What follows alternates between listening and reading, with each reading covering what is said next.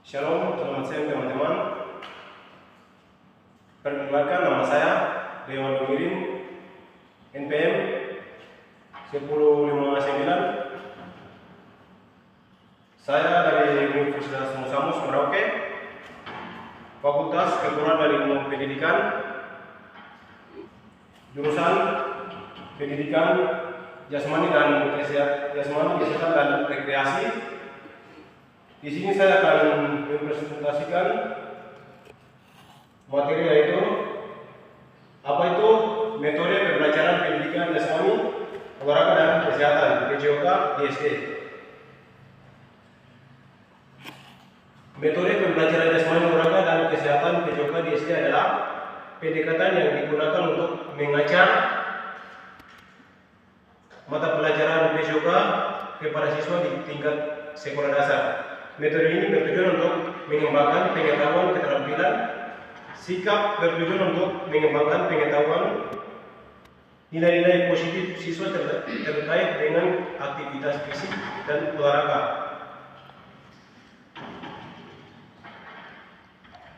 Dalam metode ini, guru akan menggunakan berbagai strategi dan teknik yang meningkatkan minat partisipasi siswa dalam pembelajaran PJOK.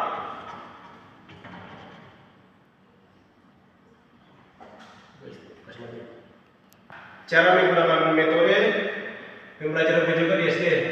Untuk menggunakan metode pembelajaran PJOK di SD, guru dapat mengikuti langkah-langkah berikut. 1. Mengidentifikasi tujuan pembelajaran.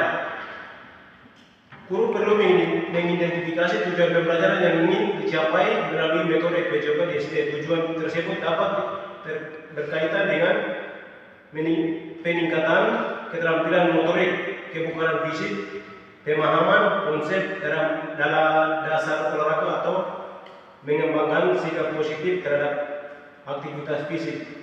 2. Merencanakan aktivitas pembelajaran yang menarik.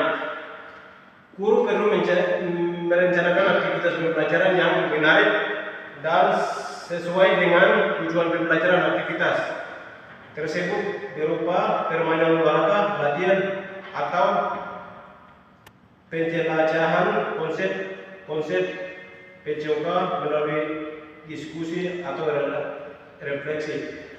Contohnya seperti kita main bola, lari, itu juga termasuk fisik. Jadi pada saat kita latihan atau mungkin cara bertanding atau mungkin pada saat kita persiapan untuk mempertanding harus arahan dari coach atau pelatih untuk kita punya fisik harus kuat pada saat kita bertanding. Itu tujuan atau latihan fisik.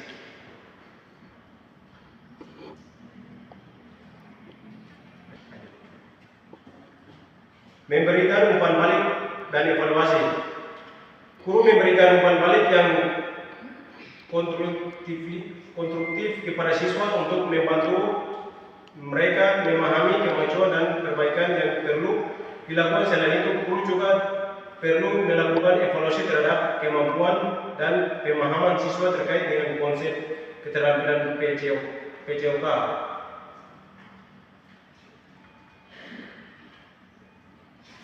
Tips menggunakan metode pembelajaran PJOK di SD.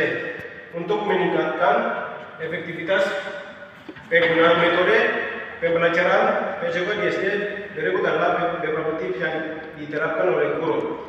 1. Sesuaikan aktivitas dengan tingkat keterampilan.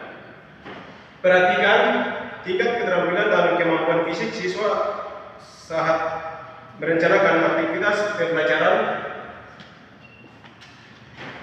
Pastikan aktivitas yang dipilih untuk menantang mereka secara profesional sehingga mereka dapat merasakan kemajuan.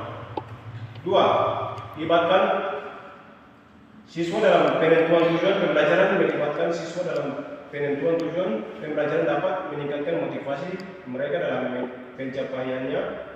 Ajak siswa untuk berpartisipasi dalam proses perencanaan dan menentukan tujuan. pembelajaran yang relevan yang dengan minat dan kebutuhan mereka. 3. Gunakan varian metode pembelajaran. Jangan hanya mengandalkan satu jenis aktivitas dalam pembelajaran PJK di SD. Gunakan berbagai varian metode pembelajaran seperti permainan lomba, latihan fisik, dan pembelajaran melalui diskusi untuk menjaga minat dan keaktifan siswa. Di sini permainan itu seperti kita ikut pertandingan, mungkin antara kelas atau antara jurusan.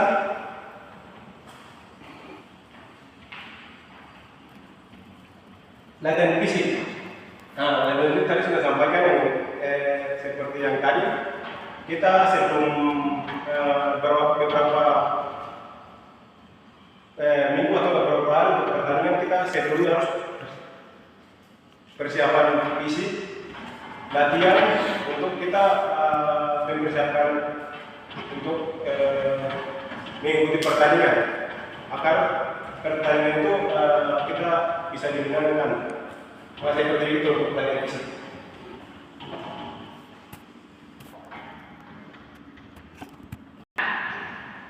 Kelebihan metode pembelajaran PJK di SD. Metode pembelajaran PJK di SD memiliki beberapa kelebihan antara lain. 1. Pengembangan keterampilan motorik.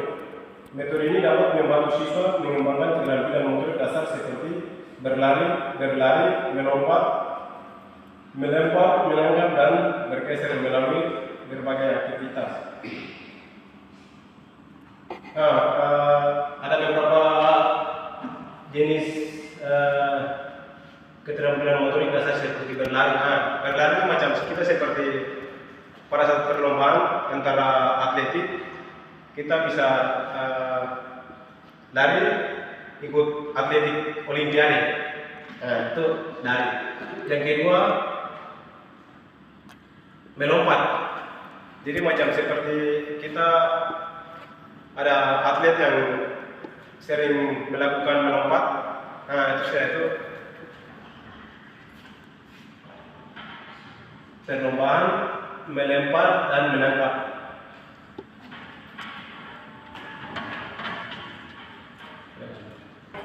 Tiga, peningkatan keterampilan siswa. Melalui interaksi dalam kelompok dan permainan tim, siswa dapat mengembangkan keterampilan sosial seperti kerjasama, komunikasi, dan toleransi. Kerjasama dalam sosial seperti kita gotong royong atau kerjasama antara siswa dengan masyarakat atau orang tua. Itu kerjasama sosial. Komunikasi dalam aktivitas sosial seperti itu. Kesimpulan, metode pembelajaran pendidikan jasmani, olahraga, dan kesehatan PJK di SD merupakan pendekatan yang efektif untuk mengembangkan pengetahuan dan keterampilan siswa dalam aktivitas fisik dan olahraga. Terima kasih atas sekian dan terima kasih. Ini hasil dari materi saya. Kembalikan